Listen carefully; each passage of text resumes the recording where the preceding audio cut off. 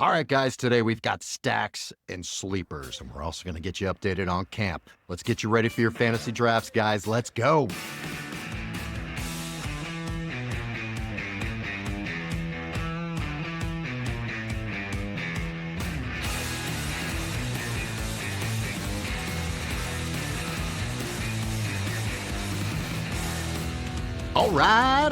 All right. Welcome to the show. This is the Frankly Fantasy Football Podcast. We are your hosts, Frankie and Johnny.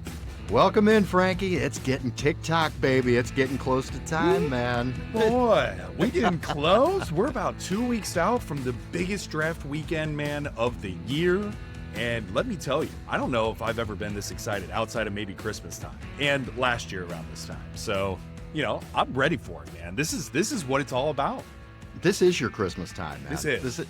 Trying to schedule your 5-6 fantasy drafts, hitting the trophies polished up and ready to give to the next guy. This is great, man. This is great. 2 weeks away. Guys, we are almost there. Some of you are already drafting. I don't recommend that, but some of you are currently drafting. Yeah, it's crazy. So let's go, man. We're getting excited here. Welcome to the show, guys. Today, we're going to be talking about stacks and sleepers. Frankie and I are going to throw out some stacks. There's obvious ones, but we're going to throw out some other sneaky ones and give you guys some ideas of how that can help you. We're also going to be talking about sleepers. Guys, these are guys that end of the draft, later on, the guys that we think are going to outperform their ADPs, guys that really aren't on a lot of people's radar. So we're going to be talking about that. We're also going to be getting into some camp news. There's a lot of shit happening out there, Frankie. Some of these backfields are getting weird. We got some tissue issues on some receivers, so we've got to watch what's going on here. But first, guys, let's talk about some draft strategies, Frankie. A couple of draft strategies. You always hear people talk about zero RB, hero RB, or anchor RB. Let's just talk a little bit. Frankie, can you lay out a little bit of what zero RB strategy really is? Yeah, guys. So when you're thinking about your draft, right, of course, Johnny and I always say, stay fluid, right? Because the draft is going to be ever changing. But let's say you run into a situation, and John, when we're talking about zero RB, guys, this is where maybe you're in the front end of the draft and you end up selecting Chase or you end up selecting another receiver, right? And basically what this means is you're not selecting a running back until round 5 or past that. And so what you're doing is you're filling out your roster with top tier receivers. Maybe in round 2, round 3, you're getting one of the top tier tight ends. Maybe you're getting a quarterback like Josh Allen, Jaden Daniels, Lamar Jackson, maybe in round 2, 3 as well. But basically the goal of a zero RB is to say, hey, I'm not willing to take an RB just because of where my pick is, maybe within your particular draft. So you're filling out that particular roster, and then you're waiting in that back end to maybe grab a Tony Pollard or a Najee Harris or somebody like that that's going to have a nice soft or nice high floor to pair with your really high ceiling type of players. Yeah, absolutely. And that's what that is. It's basically you're getting the top tight end, top quarterback tiers, top receiver tiers, and filling that out. So you're looking at round 6, 7. You're getting your receivers, your flex, everything's set, and then you're going for running backs. Good strategy if you're looking full PPR, if you're in a 3-receiver league. I mean, those are the areas that I'm looking at this strategy. Obviously, if you're in a standard league, running backs are at a high premium. You're not doing this, guys, okay? No. Also, keep in mind, don't go into your draft saying, I'm doing zero RB. Don't do that, guys. You got to, like Frankie said, you got to stay water. But as you're going through maybe to round, you get to round 2, 3, you're like, okay, wait a second. The way this is shaping up, I'm going to try zero RB here. And then you're looking at round 6, 7 to start filling out your running backs. Yeah, so Frankie, if you're not taking a running back till like round 6, let's say, I mean, some of the guys that we're going to be looking at in that area, so you're looking at your running back 1s and 2s here. This is where you start. Now, after round 6, you're going to hammer running backs, guys. If you're doing this, you get your full roster taken care of with these studs, and then you have to hammer running backs because we all know the injury bug hits running backs first. The workload's just so much, they take a beating. But guys, Frankie, what are some of the guys you're looking at?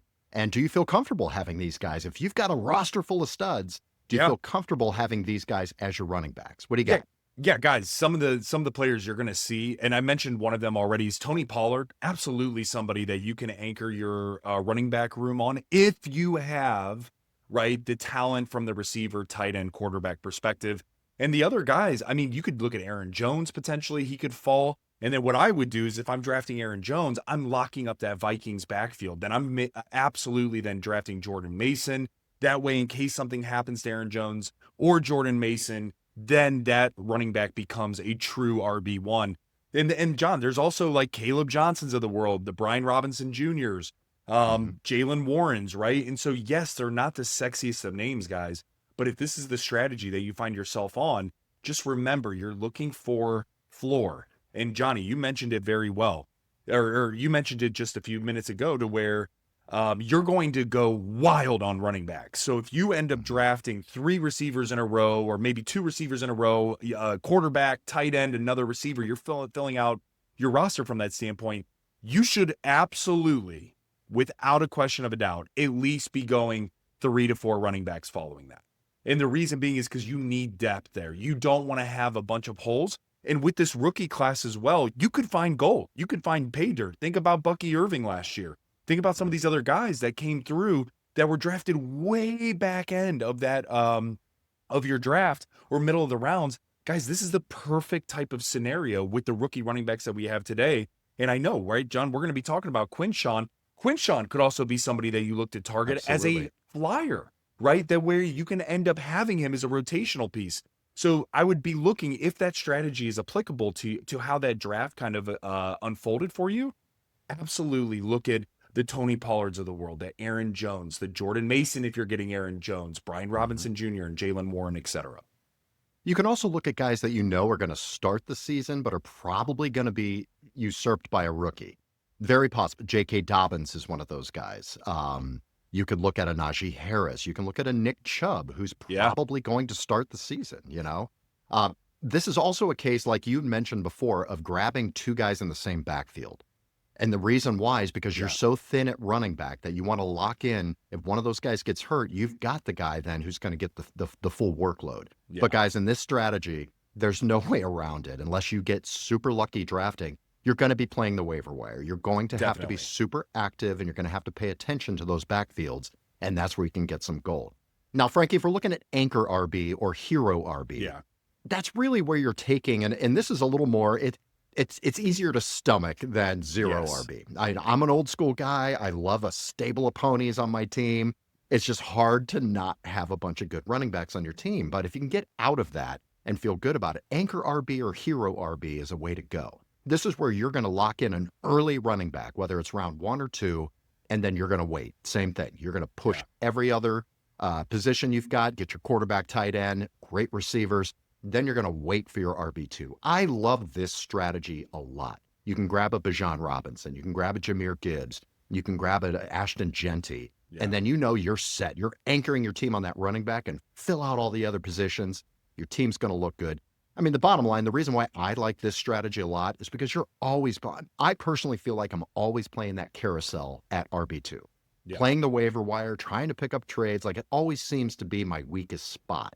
But it's an area that you can fill with waiver wire pickups. You can do 1 week starts, you know, so I like playing that carousel. So the hero RB strategy, I tend to play a lot. What do you think about that one? No, I like it, John. And actually, guys, this is a really cool strategy as well if you're in a 3 receiver league, because this is something that I've done as well, to where I'm thinking last year, right? And I've been in a 3 receiver league now. I mean, John, you and I are in one.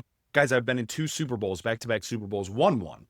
And so I've actually implemented, whether I actually 2 years ago, I did a 0 RB strat, and last year I actually did a hero RB strat for this. And it was really fascinating because I could lock in. It was actually Jahmyr Gibbs. And then following that, I went crazy on receivers, guys. I even waited on quarterback, right? Because at that point in time, the top quarterbacks were off the board. So why stress out? Why cause issues with your fantasy team when you know that the point differential between the receivers versus that of stressing out and reaching for a quarterback is not that much? And so for me, man, I really did like the hero RB strat, even in a 3 receiver league, because I got that guy that I know I can anchor on. I ended up doing 4 receivers in a row, and then I went back to the well at running back. So now your running back 2 is actually going to be who your running back 1 would be in your 0 RB strategy, right? Their running back 2 is now your Tony Pollard, your Caleb Johnson, your Aaron Jones, and then you can potentially get a Justin Herbert, right? Or a Dak Prescott, or a Brock Purdy, or a Kyler Murray if he falls, something like that, to where, okay, I feel a little bit warm and fuzzy. Now, here is the issue. If your running back gets hurt, your hero RB, you're screwed. It hurts. So that's the one caveat. So we've actually seen this unfold when CMC actually got hurt. One of the guys in one of our leagues actually ended up doing a hero RB strat off CMC. When he went down, his team imploded. He didn't have the receiving core to help back the loss of that true running back. And so that is the caveat here, guys. To me, John, I actually think there's a little bit less risk in doing a zero RB than there is doing a hero RB, because you're basing your team off of, especially in a half PPR, off of that one true stallion that you end up drafting. So it's kind of 6 one way, half dozen the other, but you got to make sure either way you go, if you don't have the ability or don't choose to do a balanced team, then you need to be making sure no matter what it is, you're hawking that waiver wire like crazy. And there are some guys, you're right. I mean, that brings up a good point that I would not do the anchor or hero RB with. Yeah. CMC is one of those guys. CMC. I mean, it just is. Ashton Genty may be one of those guys as well. Because he's a rookie, because we haven't seen him play, because the team's not good. I mean, could be a generational talent, but still a risk. At that price point, it's still a risk. First round running back still. So, John, yeah. I think to your point, man, I think the guys, if you are seriously interested in a hero RB strategy, I personally think there's only a few guys that you can do this with. Mm-hmm. Be Saquon Barkley, Bijan Robinson, Jahmyr Gibbs, and John, that's probably maybe Derrick Henry. Yeah. Maybe Derrick Henry. Even Devon Achane makes me a little bit nervous, just because of his workload. I'll throw one other guy in there. It's Josh Jacobs. I think he could be a potential for a hero RB strategy. I really do. Yeah. Okay. That's interesting. Yeah. He's going, second, third round. I think that's a guy you can draft him. He's got just a huge volume. We've seen him be the workhorse year over year over year. Yeah. I think he's a guy you could do that with as well. And then you can load up the rest of your team. A little bit less of a risk there. All right, let's move on here, guys. Let's get to some news, baby.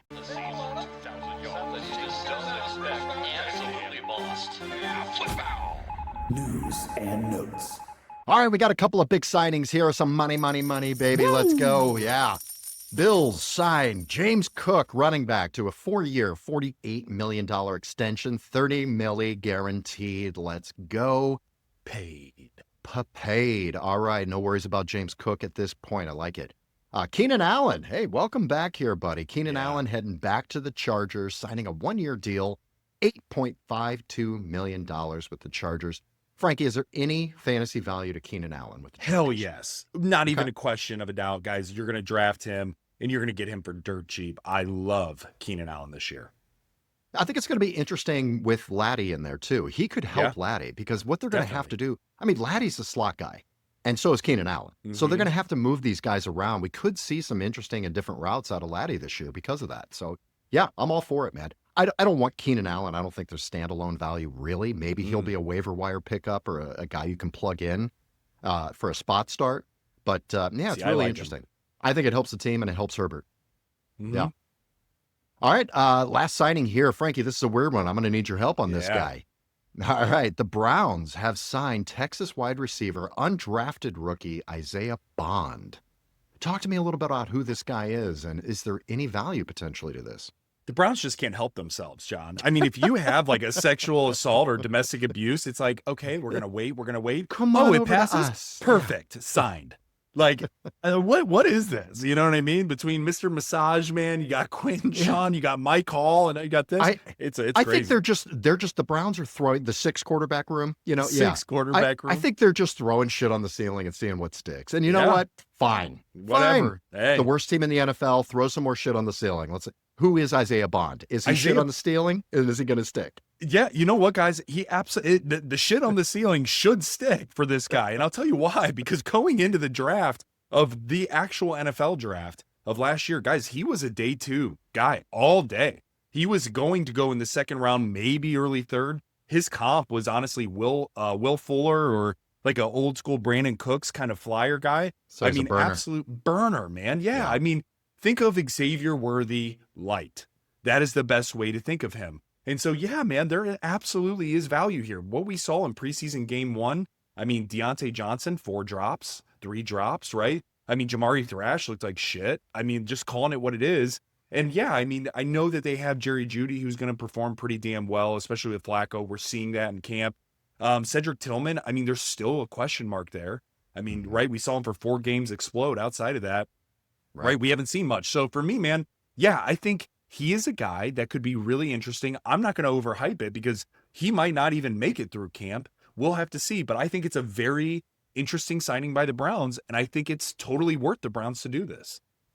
All right, let's see. By the way, Xavier Worthy light. I mean, what is that? Like 125 pounds? Yeah, right. It's soaking wet.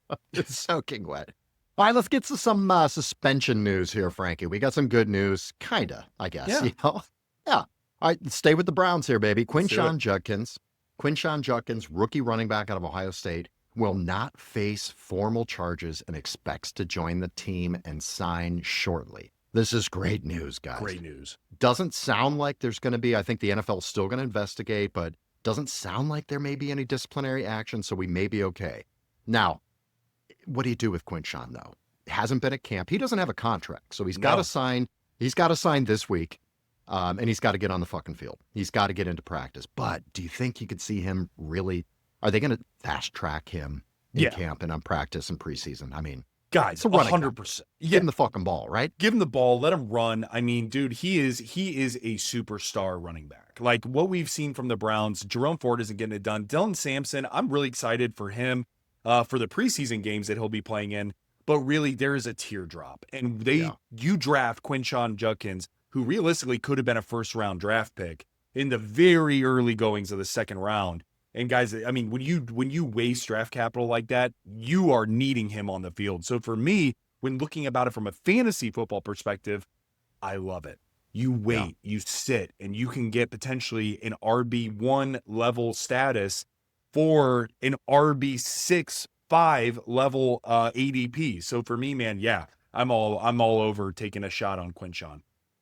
Watch camp, guys. We'll get you updated on the news and let you know what the progress looks like with Quinshon. But right now, he's the running back 33. He's going off the board in 89. So, he's like a 6-7 round pick right now. That's going to go up. So just monitor that and pay attention because once he starts getting the ball and getting in that backfield in Cleveland, people are going to want to draft this guy. No question. Definitely. All right, let's get a little Rashee Rice news here, man. He's going to have a formal disciplinary hearing with the NFL on September 30th. So right now he's able to play the first 4 games, but guys, there's a big suspension looming here, Frank. This is much, much deeper than I thought. The news coming out is that the NFL came out, really wanted to suspend him for 10 goddamn games. 10 games. And obviously the NFLPA was like, whoa, that is unprecedented. We've never seen any type of disciplinary action for this type of thing. But the problem is that, I mean, Frankie, they're starting the negotiation basically at 10. Yeah. This is not going to be a 3-game suspension, man. So, yeah, I mean, does this change things for you? What does this do for you with Rashee Rice? Guys, this is, if you can get Rashee Rice as your flex piece, then I'm fine with it, right? Because that means then you end up having your top 2 receivers locked in. You more than likely have your running back. You probably have a quarterback. I mean, John, when I'm looking at Rashee Rice, his ADP is 50 right now in half PPR. And he's receiver 23, but that's kind of skewed because, right, that's going to drop when we figure out what's going on. So for me, man, if you can get him dirt cheap, I'm not opposed to drafting him, but if he's going truly around where his ADP is, guys, I'm not touching him with a 10-foot pole. What this means is he could end up playing for 3 to 4 weeks, be suspended for 6. So that puts you at week 10, and 6 is like, I'm eating in the middle here, right? So it could be 7, it could be 8. Let's say it's 6. He plays for 4 weeks. That's 10 weeks. So you're not going to see him, and he's not going to be a part of the team. All these different things. Xavier Worthy could come up and take a much larger load. They also drafted Royals, who apparently he's looking really solid out of camp and doing some reps with the first team. So, I mean, we could see some crazy shit happen to where, as good as Rashee Rice has been with Patrick Mahomes, we could see some of these younger cats start stepping up big time, and then Rashee Rice might not be that for surefire go-to number 1 guy on that team anymore. It might be like more of a 1A, 1B, 1C kind of thing. So for me, if you can get him dirt cheap, it's okay. but I would absolutely not be drafting him just because he's playing in the first 3 weeks, because it will screw your fantasy team. Yeah, it absolutely will. I mean, he's still, we did the off my board episode. He's still off my board. Yeah. You know, I just don't want a guy. There's plenty of guys in that range when you're looking at Devonta Smith, you're looking at Zay Flowers, Teteroa McMillan, J-Mo, George Pickens, Calvin Ridley. I want all those guys. Especially, yeah.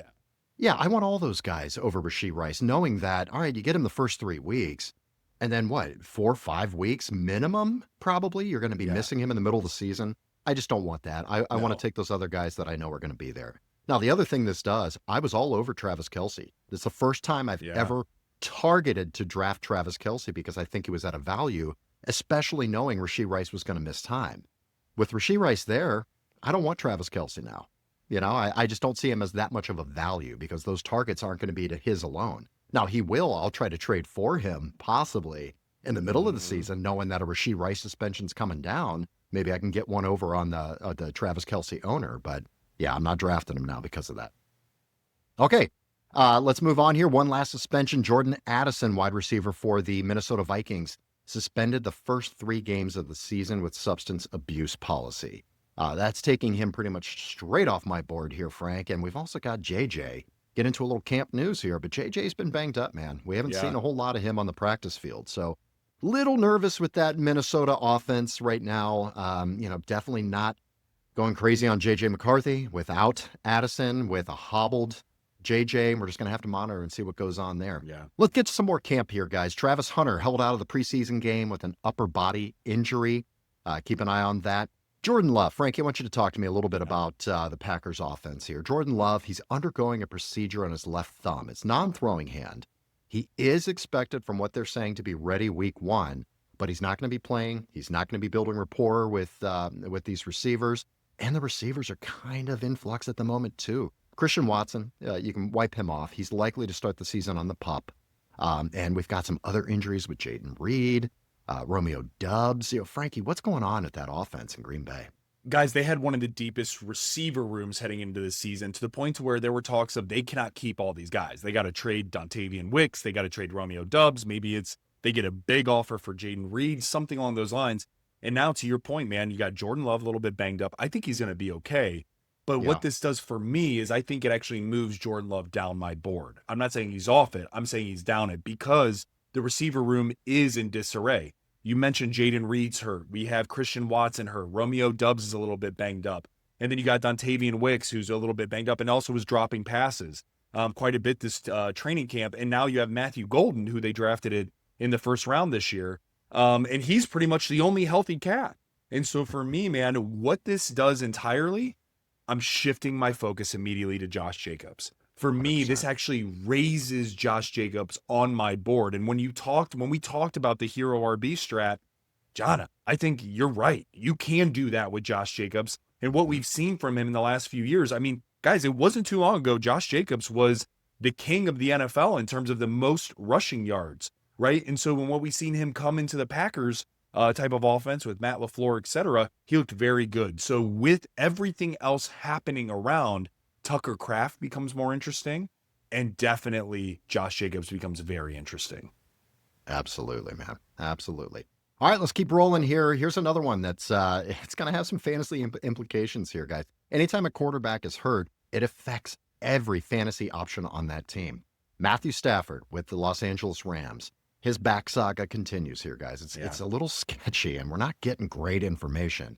But he's been held out of practice. He got an epidural for an aggravated disc in his back, and right now he's week to week. How nervous are you, Frankie? How nervous are you on a scale from everything's going to be fine to shitting your pants? I would say I'm sharding. My pants. So I'm not fully shitting, but I'm like, I'm getting close. Yeah. So guys, and the reason you're checking your underwear to make sure. I'm checking, like, fuck, I hope that it just happened. You know what I mean? And that's really what it is, guys. Because if you end up drafting, let's just say you take Puka. Let's say you take Devontae Adams, right? The issue is Matt Stafford is one hit away from everything crumbling, right? And right, because who's the backup, John, right now? Check me on this. I think it's Jimmy Garoppolo, maybe. Jimmy G. Jimmy G. Yeah. So, I mean, yeah, it's a viable backup, but I mean, it ain't Matthew Stafford level of play. Is it a viable backup? We've seen I Jimmy G play with Devontae Adams before, and guess what? It wasn't beautiful. No, it wasn't. And so but what I'm saying is it's not like a Sean Mullins walking out or Nick Mullins Sure. walking out there, something like even Zach Wilson, right? I'm taking Jimmy G over those guys. But what this does for me, man, yeah, like when we did our Would You Rather, guys, check out that episode. It was fantastic. We really broke down some of these similar guys that you're going to be looking at in your drafts. One of them was Puka versus Nico Collins. John, it makes it even easier. It's Nico Collins there. Like, so what I'm saying is some of these guys are going to start dropping down on the boards a bit from an ADP perspective. Maybe you think they're good value. However, on the back end, just know you are one hit away from Matthew Stafford, you know, because I mean, fucking up a disc in the back. I mean, that's serious. That's serious shit. So yes, technically he's on pace and expected and optimistic. The Rams are optimistic that he'll play week 1. However, again, anything can change from one particular hit. All right, keep an eye on that, guys. All right, Tajay Spears, running back for the Tennessee Titans, has a high ankle sprain. He's going to be out for the next few weeks, guys. This is going to boost Tony Pollard, okay? Tony Pollard's the man right now. So, and Tajay Spears, honestly, when he was healthy, didn't have a great season last year. You know, so I think this is going to move Tony Pollard up. Keep an eye on that, but I'm drafting Tony Pollard with confidence at the moment. Najee Harris had an eye issue. He's starting to jog a little bit with the eye, which is funny, but it must be, you know, they got to worry about your, like your lens, you know, that stuff falling. So it must have been something like that, which is why he's, you know, easing back into it. Getting better right now, but there's no timeline yet. And we're only a couple of weeks away here, Frank. Talk to me a little bit about that Los Angeles Chargers backfield. I mean, guys, it's going to be a 50-50 split once he is healthy. So let's just make sure, like, yes, Najee is banged up, but also an eye injury, right, is not an injury to your legs as a running back. It's not an injury to your upper body, right? So once his eye is okay, I mean, Najee Harris is, I mean, John, check me on this. He has 4 seasons in a row of 1,000 yards. I mean, I think that that's pretty fantastic. Then you layer that in a Jim Harbaugh type of offense to where we've seen him just over the past year with J.K. Dobbins, Gus Edwards. In college, we've seen him with Donovan Edwards and that of Blake Corum. He loves a 2-back tandem. And so, guys, I think Najee Harris is a really sneaky pick. This is almost a gift, as bad as it sounds, but it's almost a gift in the fantasy world because his ADP has dropped to where you could get a diamond in the rough, I mean, dare I say, a David Montgomery-esque type of player that you can plug in and maybe be a true RB2 for your team, or maybe that flex piece. And so for me, man, yeah, I think this is really interesting. From an NFL standpoint, it kind of sucks for the Chargers, but from a fantasy perspective, yeah, man, it's almost like a slightly, you know, here's a little gift for you if you're around that particular time frame of drafting him. Watch this backfield, guys, because we're not sure if Najee's going to be there. They definitely want to have a 50-50 split. Yeah. That's what all the coaches are coming out and saying, which is sucks for Amari and Hampton because we're very excited for him. And he can take the load. Totally. I think it's very smart, though, not having him do that. But they may not have a choice. If Najee can't go for a few weeks, Omarion may just take the job and run with it. But at the moment, keep an eye on the backfield. Kamani Vidal is back there as well. I think we're going to see both of them split time in the preseason games. So keep an eye on that. All right, Khalil Shakir right now, wide receiver with Josh Allen in Buffalo, week to week with a high ankle sprain. High ankle sprain's not good. He may not start the season, guys. This is going to take a few weeks. They're typically about 4 weeks to go with a high ankle sprain. So, Frankie, talk to me. What does this do with that offense now, man? I mean, Keon Coleman and Josh Palmer, in my eyes, definitely rise. And, guys, I'm not saying you're still going to be able to get them dirt cheap. I don't think with this type of injury to Khalil Shakir, all of a sudden we're going to see an explosion of Keon Coleman needing to be drafted in the 6th round. Let me be crystal clear. Be patient. He's going to drop to you. Josh Palmer is an excellent late round guy to where he's balling out in camp. And again, we mentioned in a prior episode, guys, 3-year deal is not a 1-year deal. They want Josh Palmer to come in here and make an impact. So, yeah, I mean, and also, I want to be crystal clear. I'm not also saying don't draft Khalil Shakir. Like, I think once Khalil Shakir is going to be healthy, he could absolutely be a top-tier flex piece for you. So what this does is it raises Keon Coleman, at least for now, and that of Josh Palmer for me, and it kind of still stays pretty flat for Khalil Shakir for me as well. So, yeah, it's going to be interesting to see how Buffalo handles this. All right, moving on here. Josh Downs left practice this week with a hamstring. A.J. Brown left. It's a minor hamstring issue with A.J. Brown. Malik Neighbors, this one makes me a little bit nervous too. I love Malik Neighbors. I want him everywhere. But Frankie's got two kind of injuries here. He's kind of been hobbled with a toe injury, and now he's day-to-day with a shoulder injury. So doesn't seem like it's super serious, but guys, if you're drafting Malik Neighbors in the first round, I don't like to draft guys in the first round that have some issues, that are coming into the season hurt. So keep an eye on this. Hopefully everything will be fine. John, I'll tell you what, I'm drafting Amon-Ra St. Brown over Malik Neighbors. If he's going in a little hobbled, then yes, I will too. It'll change one or two guys that I may take in front of him. If it's not looking like it's going to be a lingering situation. JJ, like I talked about, recovering from a hamstring. Hopefully he gets on the field soon. Mike Gesicki, this one's interesting. And the reason I bring this up, he's dealing with a hamstring too. Now, they signed Noah Fant as well as the backup. Now, this tight end for the Bengals is an important position, guys. And the only reason it's super important is if T. Higgins goes down. Yeah. We've seen the tight end, Mike Gesicki, be the beneficiary of those targets. So keep an eye on that. If you've got a Joe Burrow, Jamar Chase stack, picking up that Gesicki, play is kind of sneaky for a super stack there. But keep an eye on that. You might want to even look at Noah Fant as a flyer if Gesicki doesn't start the season. Okay, Dameon Pierce. Interesting. Running back for the Houston Texans. We've been talking a little bit about this backfield because Joe Mixon's been hurt. Joe Mixon, we're still not sure if he's going to be okay to go week 1 starting the season. We're going to have to keep an eye on that. But Dameon Pierce is back at practice, splitting reps with Nick Chubb. Very interesting. We talked about Woody Marks being their third down guy, their speed, receiving back. But Dameon Pierce kind of all of a sudden now is a little bit relevant in fantasy, just like Josh Palmer this week. All of a sudden now he's a bit relevant as well.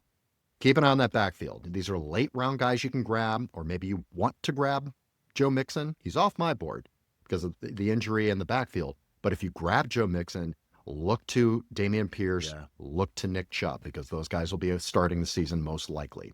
The last guy here I want to talk about, Alexander Mattison, running back. Picked up. I don't know if he was traded or if he was picked up. He was traded to the Miami Dolphins. He is the backup to Devon Achane. He's placed on IR, guys, with a neck injury.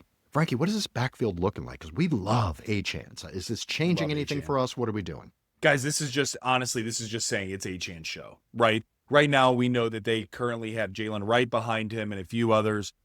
I'm not worried about any of that at all. I mean, and they also have Ollie Gordon, who is a rookie this year. I mean, in all honesty, if he would have came out in 2024 instead of 2025, the NFL draft, he would have probably been second, third round pick instead of back of the NFL draft. And so, yeah, he has some viability to him. But the reality is, man, it would take for Achane to go down for any of these guys to even get a shot. It is Achane full-heartedly for that backfield. I'm all over him, man. I am all over Achane. Give me another 87 catches this year. That's what I want out of Achane, baby. Let's go. All right, Frankie, let's move on. Let's get to our stacks here, baby. We want to talk about some stacks. Guys, stacking your quarterback and receiver or your quarterback and tight ends, it's so much fun. It's something that we love to do. It makes the experience of fantasy football, I think, way more fun. Your quarterback throws a bomb to your receiver. You're getting double points. You're loving life, man. It's so much fun. Now, what I will say with stacks, I think it particularly has extra value in more shallow leagues if you're looking at 8 to 10 man leagues, because it gives you that separator of getting bonus points like that. And in deep leagues, when you're looking at 14 or 16 team leagues, I think it really helps with a separator in that as well, guys. Frankie, let's talk. I mean, we've got some obvious stacks. Obviously, the number one stack of the year, it's got to be Joe Burrow and Jamar Chase, right? But it's expensive as fuck. Super. You're taking the first overall pick or a top 3 pick, and then you have to reach up. If you want that Burrow stack, you're going to reach up in the 3rd round, likely, to get that stack, early in the 3rd round there. So really interesting stuff there. Love that stack. It'll be so much fun. I personally, I'm keeping Jamar Chase, I think, in a keeper league that I've got. So I'm going to be, stepping up and getting that Joe Burrow stack. No question, man. You got to have it. Well, let's talk about a few others, though, here, Frankie. Not some of the obvious ones, but these are kind of stacks. We're going to talk about some premium stacks here, which means you're drafting one or both of these guys in the top 3 rounds, generally. You're going to take a big shot at Jamar Chase and get Burrow. Second one here I want to look at, you're drafting Trey McBride in the 2nd round.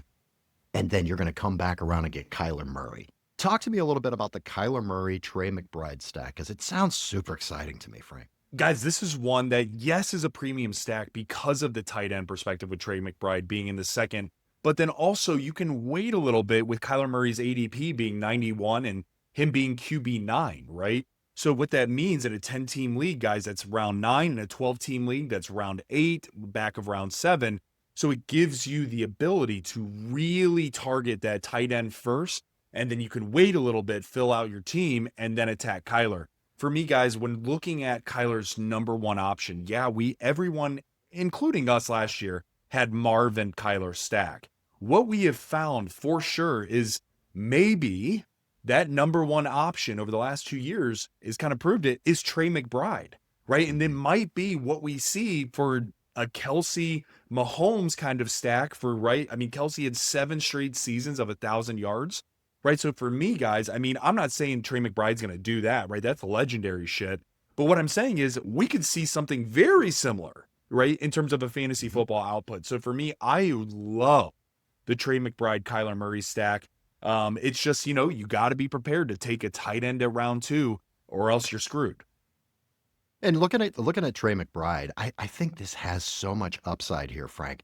And the reason why, I mean, Trey McBride had 111 catches last year, 1,146 yards. You know how many touchdowns he had? 3. One of them was rushing.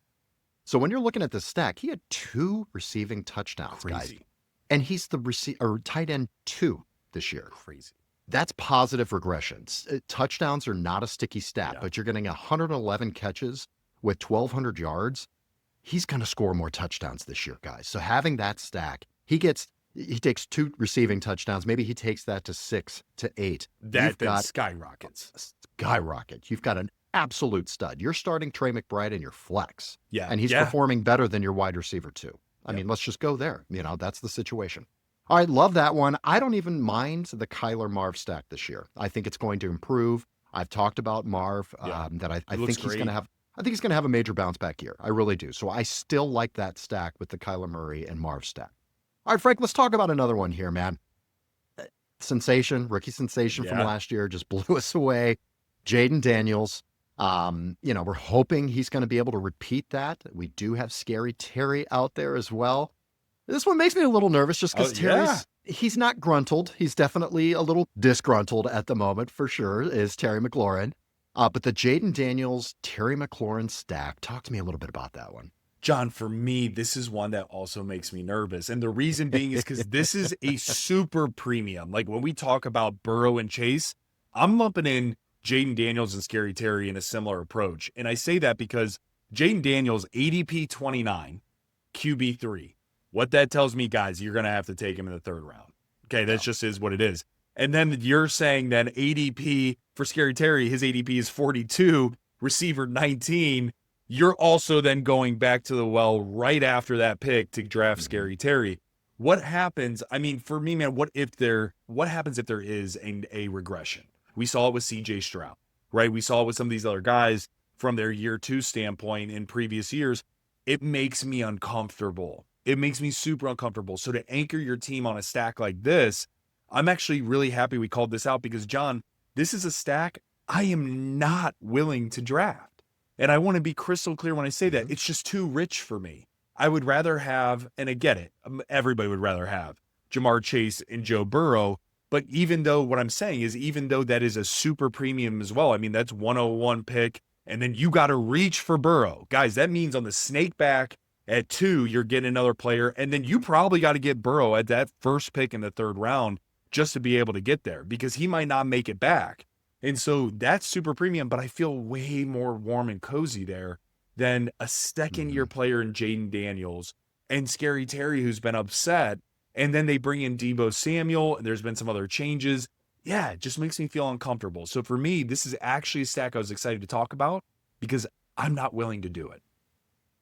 I hear you, man. I absolutely hear you. I mean, when you're looking at it, yeah, you're right. If Jaden Daniels has the CJ Stroud syndrome, your team is fucked. You're tanked. Done. You're completely tanked because that will tank Scary Terry, which we've seen Scary Terry for the past how many years without Jaden Daniels.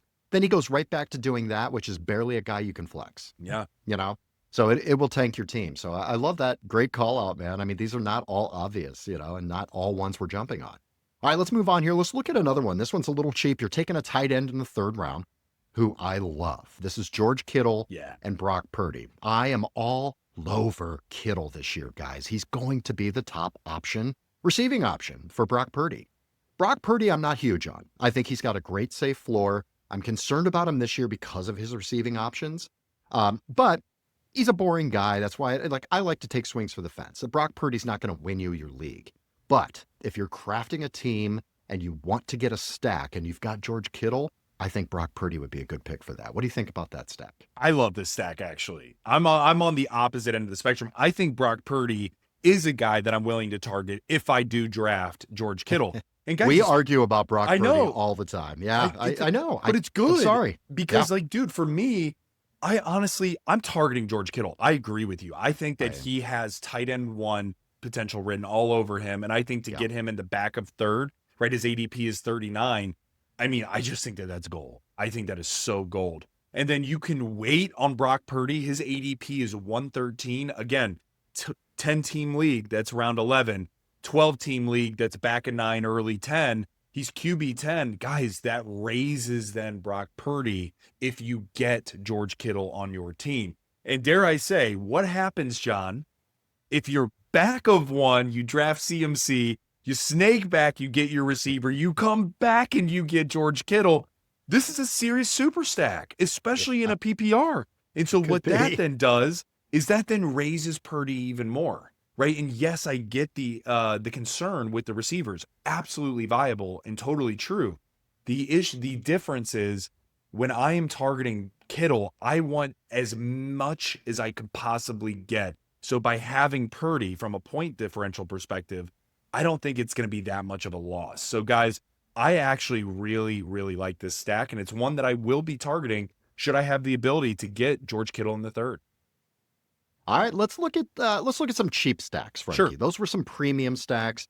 These are cheap stacks. These are where you can grab one of these guys real late, or you're looking at middle of the road kind of guys where you can easily put this together and you're not really going to have to reach for some people. Let's talk about one here. This used to be the top stack. This used to be the top stack. Now, the quarterback, it's not even a starting quarterback. He's not even a top 12 quarterback, We're talking about Dak and CD. What has changed with this stack, and why do we like it so much right now again?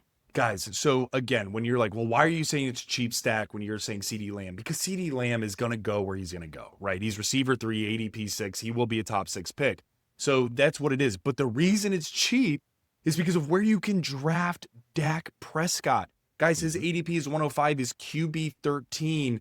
I just think based on what the Dallas Cowboys have done from an offensive perspective and from a defensive perspective, guys, they're putting everything in the egg basket for Dak Prescott. Right? Dak is going to be Purdy this year. Mark my words. Because, dude, listen, you bring on George Pickens. I know he got a little bit. There was a scare there. I'm not sure what happened in the most recent with camp. It looks like he'll probably be fine. But for me, man, I think you get a healthy Dak Prescott, and then you have a healthy CD Lamb with a healthy offensive line. Guys, we've talked about their running back room. It's dog shit.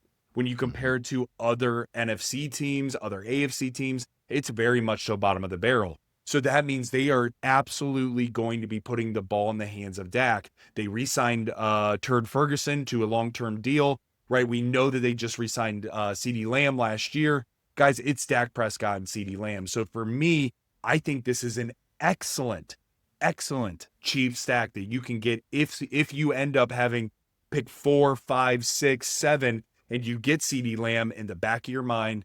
Be cool, calm, collected. Don't get too excited, but make sure you have Dak Prescott queued up for maybe, I would probably be taking him a round earlier, just in case. So again, his ADP there was 105, 10-team league, that's round 10. So I might be looking to take him in round 8, just to make sure I get him. Yeah, 12-team leagues, you're going to be looking, look at round 10. Yeah. Try to target that. But yeah, I agree. I mean, you draft CD, you can wait, load up on talent, and in the back of your mind, you're going to grab Dak super late. Yeah, I love that one. All right, let's look at this one. Now, you're going to go cheap stack. Jesus Christ, he's the number one quarterback off the board, Josh Allen.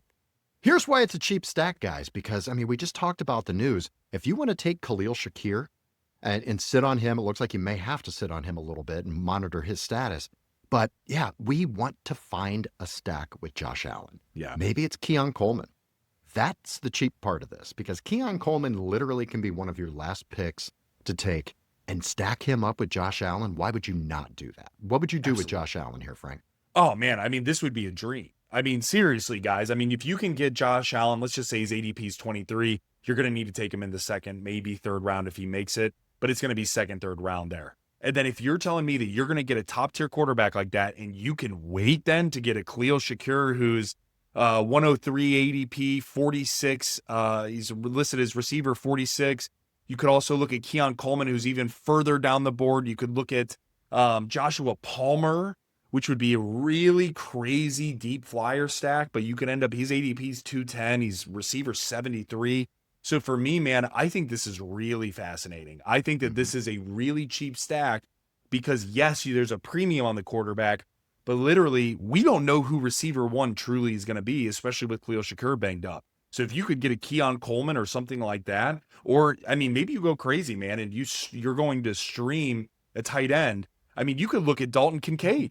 I mean, Dalton Kincaid right now, John, is going, I mean, he's not even a top 12 drafted tight end at this point in time. He's literally ADP is 120, tight end 14. Guys, that's round 12, round 11 that you can then pair with Josh Allen. So what we're getting at is Josh Allen is the anchor. Yeah, he's premium, but then you have all of these other guys out here that you could hit absolute gold on. And I mean, it could be a lot of fun for your fantasy team. Go get some. You got Go Josh get Allen. You some. Go pick up a couple of those pieces in round 10, 12, 13. See what you can do there, guys. Actually, the Dalton Kincaid move, if you're punting at tight end altogether anyway and you plan on streaming and you have Josh Allen, why not grab Dalton Kincaid? We've not seen his ceiling. No, we haven't. We haven't at all. And if Shakir doesn't go, always look at that, guys. When the slot receiver is down or the secondary receiver in targets is down, like a T. Higgins, like a Khalil Shakir, it boosts the tight end because that's that middle of the field, targets that you're going to get a lot more targets out of him. So why not? Why not? And then Shakir comes back, you can trade Dalton Kincaid out. So, okay, Frankie, let's look at another one here. This is one I just keep finding myself drafting. Love this one. And there's two stacks on this team that I just continue to get, and it's the same thing. Bo Nix, who a quarterback I love this year, totally targeting him in middle rounds, and Courtland Sutton and or Evan Ingram. So talk to me a little bit about that Sutton and Nix stack here, man. Oh man, I mean it's arguably outside of Burrow and Chase my favorite stack, and I say that because both are super cheap, guys. When you look at Bo Nix, his ADP 79, he's QB 8. Yes, I get he was to me, that is, you're not gaining any value on Bo Nix at QB8 at this point in time, unless he goes crazy. And there is some, hesitation that he could have a CJ Stroud here. I just don't see it in the Sean Payton offense. And the way they've put the pieces around him, they get RJ Harvey, you get J.K. Dobbins, you're shoring up that backfield. You bolster some of the offensive line. The defense is incredible. Guys, I love Bo Nix. But then you look at Courtland Sutton. Guys, he's receiver 22, ADP 50, and just signed a big-time deal. They really don't have, they have Vele, Marvin Mims, really, that's pretty much it. Pat Bryant, who's a rookie that we could see really kind of explode in a rookie type of way. But it is Courtland Sutton, man. And to see him being outside of the top 20, I think it's awesome for fantasy goers. I think that there's only upside here for Courtland Sutton. And so for me, man, I love Bo Nix, knowing that you can get him in really round 7, around that time frame, and really look at then Sutton at really round 4, 5. And if you can get Sutton as your flex, and then you can get Bo Nix as your quarterback, and now you're telling me you got 2 stud receivers, a stud running back, a good tight end, and then you pair a dual threat quarterback like Bo Nix, and then you layer on Courtland Sutton, guys, that is excellent. That is really top tier. So that's why I love him, man. And it's a lot less risky because Yeah. you're looking at rounds 4 through 7 that you're going to be building the stack rather Yep. than rounds like 1 through 3. Yes. So it's not so risky. You're not banking your entire team based on this goddamn stack. Let's look at another risky stack here, Frank. We got CJ Stroud and Nico Collins. You're taking a first rounder with Nico Collins, maybe back of the first or early second. CJ Stroud, based on what he did last year, he's free. He's free. Cheap. Yeah, I mean, he's not being drafted. Let's just be honest and look at it that way. Why would you want to, or are you looking to target this stack? Yes. Yes, I would be targeting the stack Okay. if I Splain. draft Nico. What'd you say? I said Splain Splain. yourself. If Yes. I draft Nico Collins, right? Okay. Because it raises Nico Collins and it raises CJ Stroud. When Nico Collins is playing, I mean, guys, that's when CJ Stroud is really looking top notch. And so what we saw, guys, last year, if you remember, CJ Stroud was coming off his QB5, QB6, right after a dominant rookie year. And so now we're looking at him as QB18. I personally think that's his floor. I think that's his floor. His ADP is 129. You can get him borderline round 13, round 12. Yeah. Dude, to pair with Nico Collins. Now, again, I want to be crystal clear as well. I'm also drafting another quarterback. I might not be rolling out CJ Stroud to start week 1, but if all of a sudden we start seeing these two get hot, that offense is rolling. Joe Mixon's hurt. We got Nick Chubb that we're really excited to kind of see how he performs. But again, we know his injury history, right? The running attack might be a little bit down. They're going to have to rely on CJ Stroud to throw the ball everywhere and often. Man, we could really see his metrics tick up. So yes, I will be drafting another quarterback as just in case. But if we start seeing some crazy shit happen, where my mind goes with this is trade bait.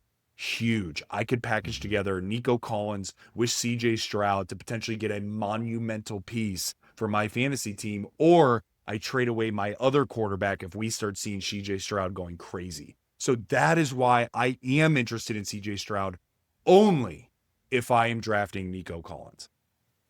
Okay, love that, man.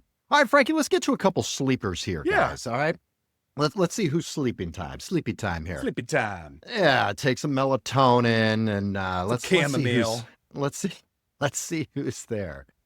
So a sleeper, guys, just so we can actually give you a definition of that. These are guys that we were looking at that are going to be after round 11. And these are guys that are going to be super cheap. Again, after round 11, that are guys that we think could potentially outplay their ADP. They're not necessarily values, they're sleepers. They're sleepers for a reason, guys, because we're not projecting they're going to be incredible, but we do think these guys will bring you more value than what they're being drafted as. So I think they're sneaky and they're sleepy. So, Frankie, let's talk about a couple sleepers here. Let's talk about a running back. Okay, Yeah. This is a guy, I know you love this guy. Love this. All right. Now, his counterpart, who he's sharing the backfield with, it was a guy that you thought was a great value in round 3 with Breece Hall. This is Braylon Allen. Talk to me a little bit about Braylon Allen and why you love him as a sleeper.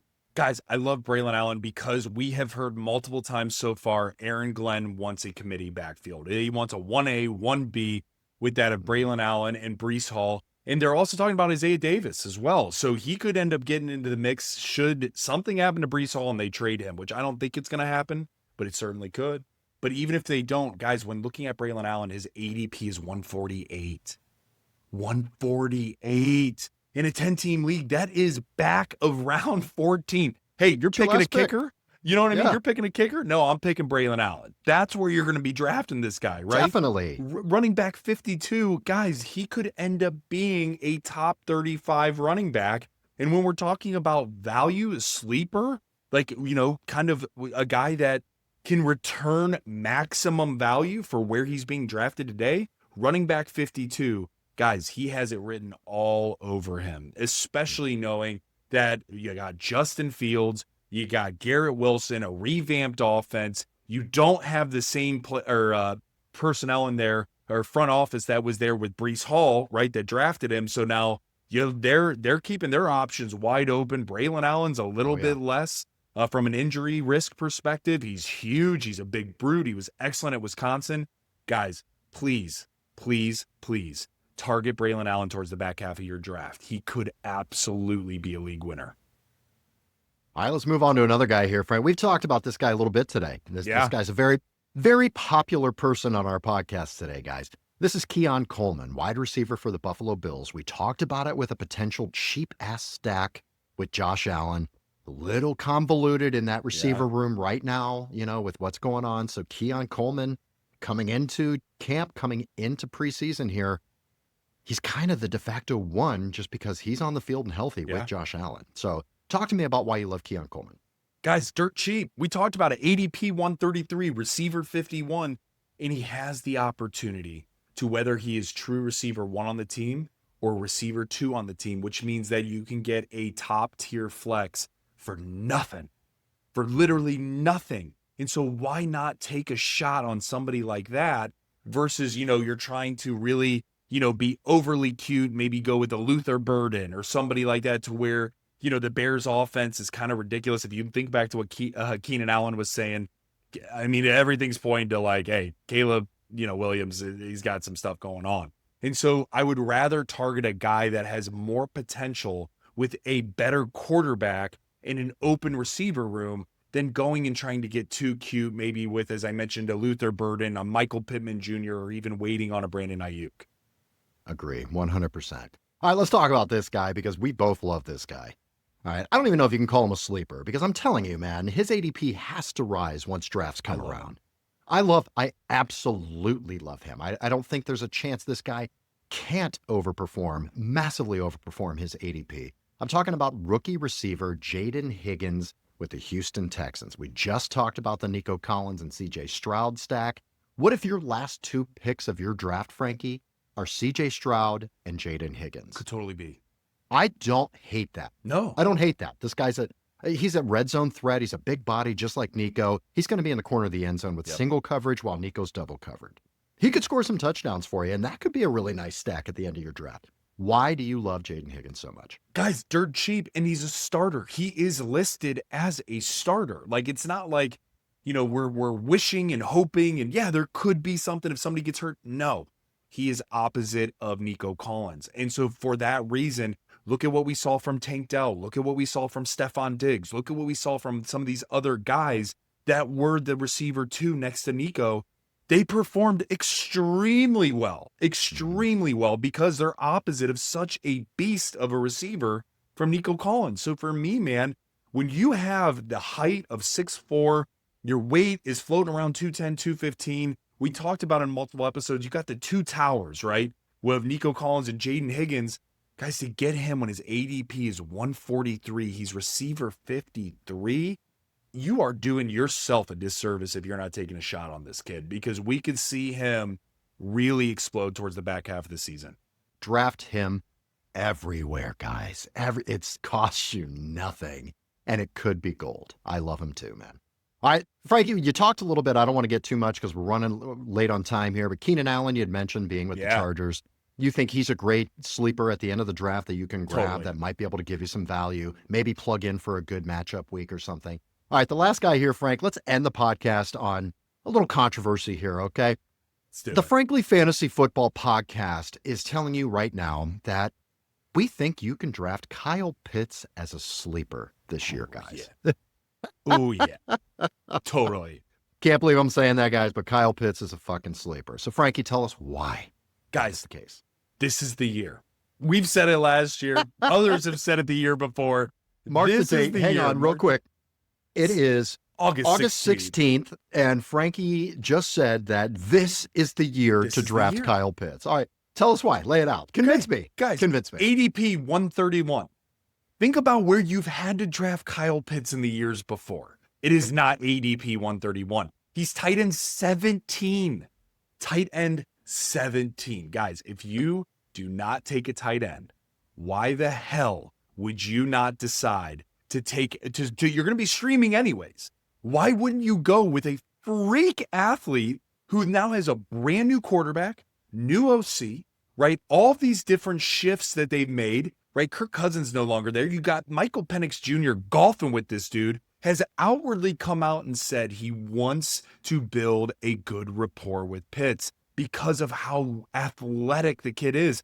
So for me, man, I mean, we're talking, this is put up or shut up for Kyle Pitts, right? Because people are just going to look at him as a complete bust. for whatever reason, it hasn't worked out. I don't understand. He's so good, but it just hasn't worked out. So for me, why the hell? And here's why, guys. Okay, I want to pull this up. Tight end 17. Here's who's around him.